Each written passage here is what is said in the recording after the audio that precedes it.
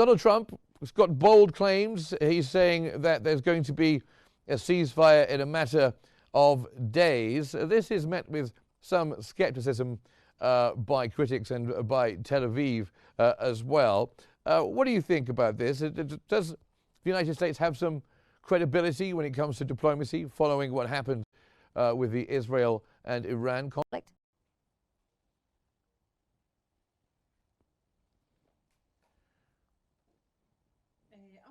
Firstly, Trump wishes to execute the Trumpian trust in order to gain the price for peace, but it will be disrupted of a main disruption of Netanyahu's political life. Therefore, Trump pointed out to the reality of the judiciary system in Israel, citing that Netanyahu should be exempted by the cases in order to reach it in a ceasefire, and even if a temporary ceasefire, as Netanyahu has a great and a very much dilemma, suffering a great problem, either on the level of his political life that require guarantees by Trump for having a ceasefire and in Gaza Strip that should be exempted of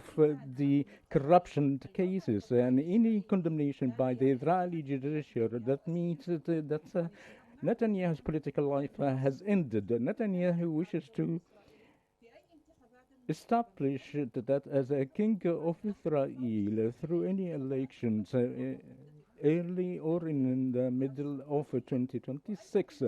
And also, Netanyahu is going to be in a greater problems of the far-right hardliners, such as Ben Ghafir, in order or over in reaching a ceasefire, specifically without having an absolute victory. That means a failure of the government, and therefore Netanyahu up till this now to be exempted by the judiciary cases, I think, had failed. Reality, Gaza's, or secondly, Gaza is a part and parcel of regional arrangement, and Netanyahu should have been left to Washington but been postponed for security reasons, either in the level of the Israeli-Iranian status quo or to threats by the Yemen. I think a new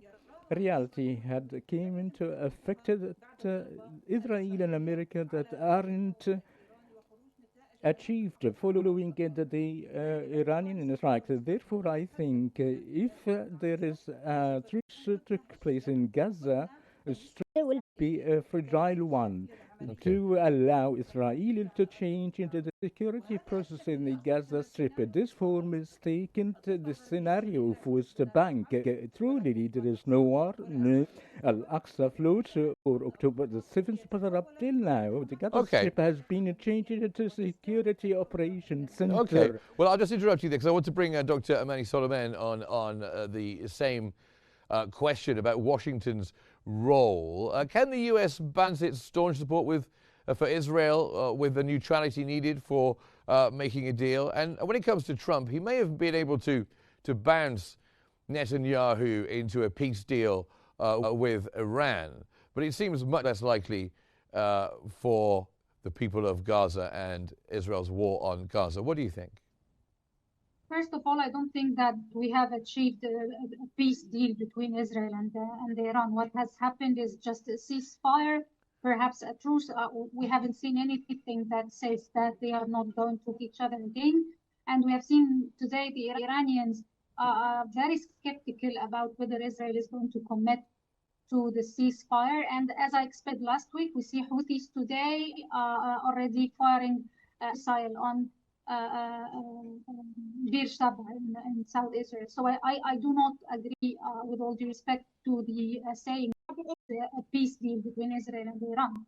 As for Hamas, I don't think that President Trump, even if he wants to, can be neutral in taking a position of being a peace broker between the two sides, between the Israelis and Hamas, and I'm not saying the Palestinian, we're talking about here in particular about Hamas. First of all, Trump is 100% inside of Netanyahu, and he even made all the American intervention last week in Iran just to obey the call from Netanyahu. So I don't think that President Trump is capable, even if he wanted to be neutral in this equation.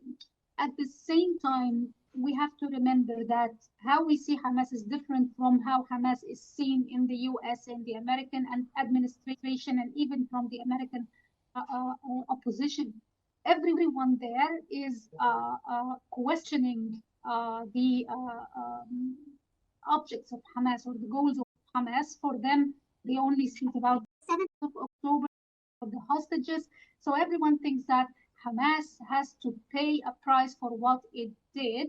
And as I said in my previous answer, they will not give Hamas what it wants. So the best we can dream of is a ceasefire no more.